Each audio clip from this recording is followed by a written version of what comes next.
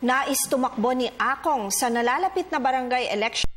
Nais daw niyang ipapalit muna ang kanyang pangalan magmula sa Siriaco hanggang sa pangalang Honesto.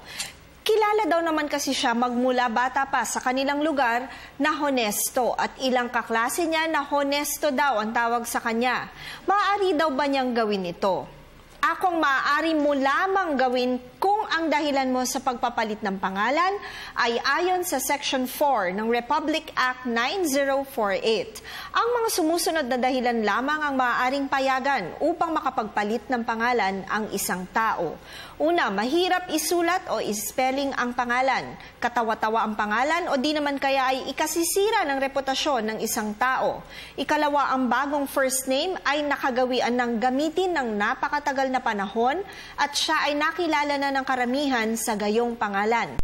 Tatlo, ang pagpapalit ng pangalan ay upang maiwasan ang pagkalito sa pagkilanlan. Tandaan na ang aming opinyon ay limitado lamang sa mga impormasyong inyong ibinigay sa amin at maaari itong mag-iba depende pa sa karagdagang detalye. Malaya po kayong makakakonsulta sa inyong napiling abogado.